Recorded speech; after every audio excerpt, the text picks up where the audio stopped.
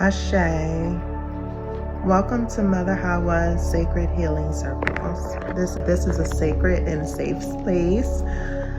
Today I want to talk about your mental health and how it's not just psychological, it's spiritual too. So when we speak of spiritual hygiene, what do we mean? It can be prayer. I could be reading Psalm 91 for protection. It can look like burning sage, incense, salt baths, herbal baths, and setting boundaries with people. Two that I have not mentioned that I practice pretty regularly is playing the sound bowl and also just movement, exercising or grounding myself in nature. So without proper spiritual hygiene, you are at risk, we all are at risk of carrying on all the energies attached to all the people we've encountered since our last spiritual cleanse.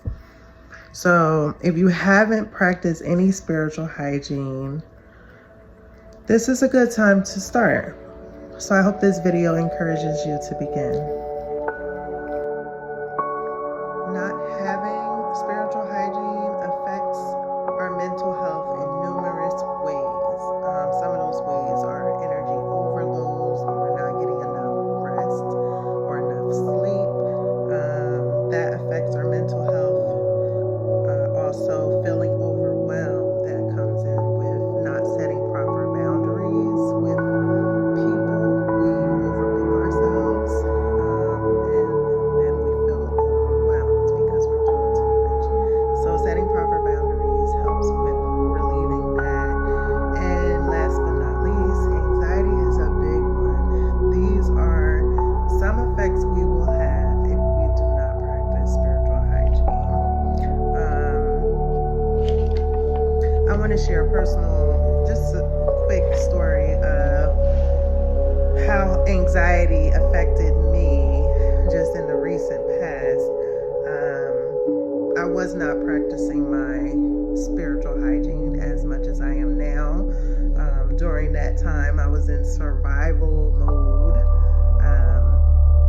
affected by losing my home and just having to be homeless for a little while. But anxiety hit me so bad during that time that I had to go to the ER. It was bad. Like, my blood pressure was well over stroke limits. But not to get too deep into that, practicing spiritual hygiene is very important for our overall health. Not just our mental, but our overall health, because our mental and our physical body are connected. So whatever is affecting our mental body or our mental brain is going to manifest as diseases or disorders within the body. But we'll get into that in future videos. So anxiety being another thing we can carry from other people. So sometimes what we call anxiety is actually unprocessed energy. So we can be carrying on a overload of different types of energy from different people that we've encountered throughout the week, throughout the month, depending on how long it's been since you've had spiritual hygiene done, or if at all. So you're carrying on a lot of energy. And no one teaches us how to release it. So that's where my Reiki practice comes into play. I practice Reiki on myself. I will do some videos in the future showing that. And also, I feel such a calm once I do this practice on myself. That is another spiritual hygiene ritual that I do. So I want to definitely share that with you. Spiritual hygiene is the solution. So some simple daily practices we can do is, like I mentioned before, AM prayer, meditation is a very good practice. Me personally, I pray constantly throughout the day. I don't just pray in the AM. day, because we all know from 9 a.m. to 5 p.m. so much can happen, right? So prayer is important. Another simple daily practice to keep your spiritual hygiene up to par is washing your hands with intention.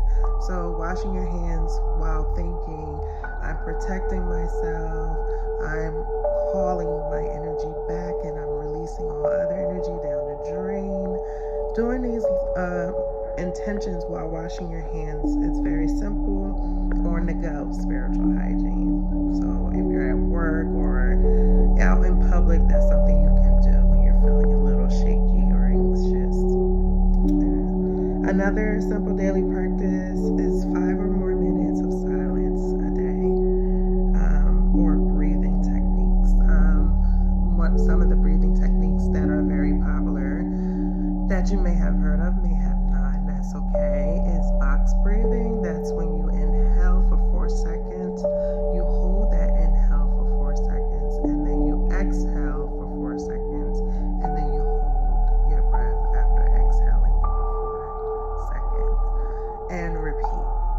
That's a very good way to regulate your nervous system, and the 4-7-8 breathing is a good technique to use before bedtime. It will relax you. So 4-7-8 is you inhale for 4 seconds, you hold for 7 seconds, and you exhale for 8 seconds, and that relaxes your entire body.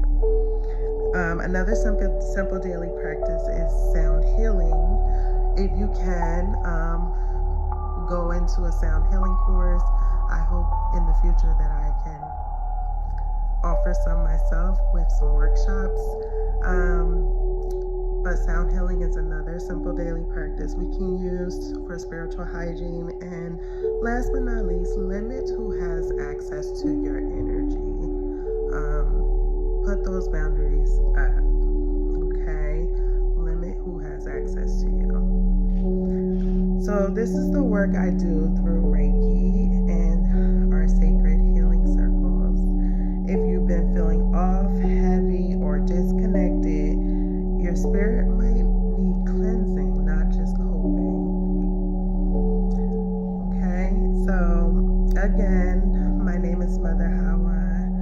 My legal name is Tabitha, and I have worked in the mental health field since 2004.